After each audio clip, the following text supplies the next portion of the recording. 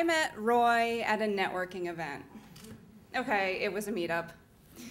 All right, it was a meetup for singles who like to drink, which, judging by the appearances of everybody there, means old, overweight, and with no sense of style. My friend Meredith and I were the best looking people in the room by about a mile. If you think I'm a 10, awesome, you've had enough to drink. But wherever you think I am on the scale, just realize that everybody else was way down here. And then, across the room, a beacon of hope. Two guys standing together who were not Brad Pitt or Hugh Jackman, but they would do. They were wearing clothes made post-1970, could still see their toes past their bellies, and wouldn't remember where they were the day Kennedy was shot. We were in business.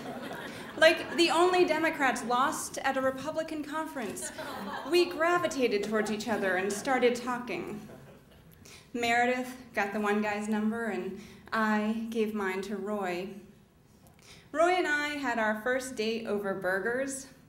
The fact that I ordered a burger instead of, say, a salad seemed like a ploy to him. Like I was playing at not caring about what I was eating on a first date.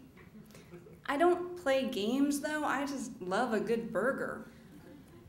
At the end of the date, Roy asked me to guess how old he was, which was awkward. I'm terrible with ages, and I didn't want to insult him. He looked like he was in his 40s, so I figured I'd play it safe and say, 35? He said, no, really. So I said, 39?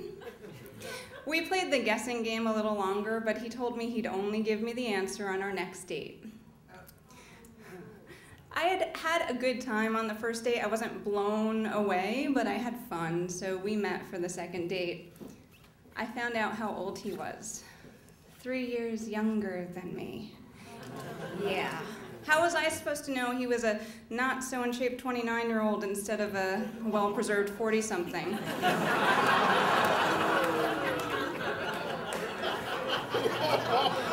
We laughed about it and moved on, but he was convinced I had just been playing him.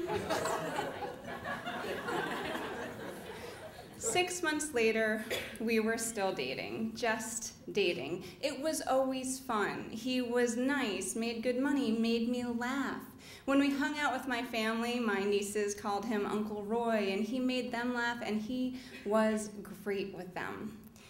And then my belly started making this ticking sound, and I remembered that I was over 30.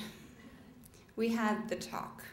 We should be exclusive or we should break up. He said, I like my freedom.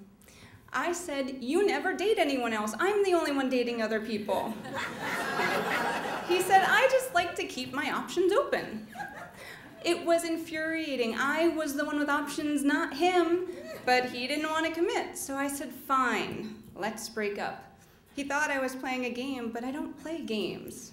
He didn't want to break up, so we stopped seeing other people.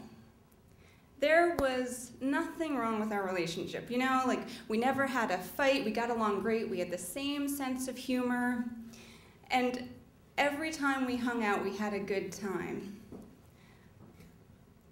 6 months later, we were still dating. I got to thinking.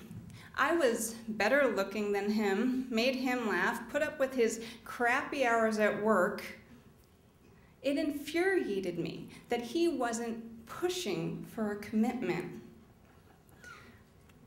I thought it was time for another talk. We should move in together or we should break up. He said, I don't think I'm ready for that. I said, fine, then we should break up. He didn't want to break up, so he said, no, let's move in together. And that's when things changed. It was like one of those scenes in Bugs Bunny where Bugs is arguing with Elmer Fudd.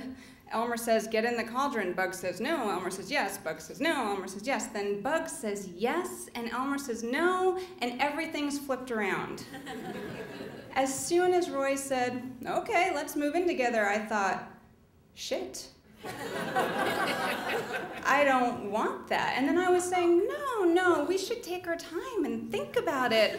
But he had outplayed me. Well, you can rent out your townhouse and move in with me. He had it all figured out, and he was ready to commit. And there I was with the ticking belly, but not the pounding heart.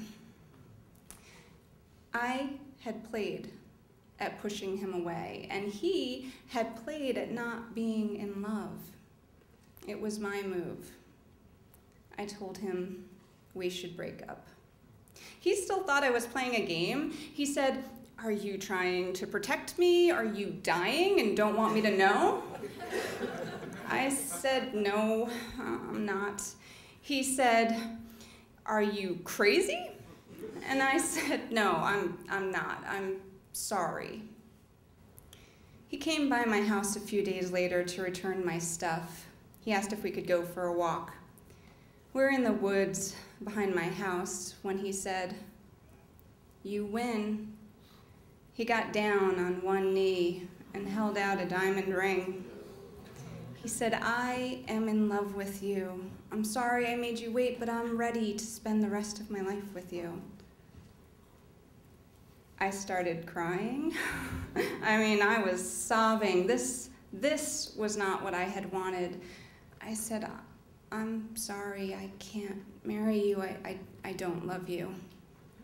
At first he thought I was still playing, but when he finally realized I wasn't, he told me I was crazy, and he meant it, and then we were broken up for real this time.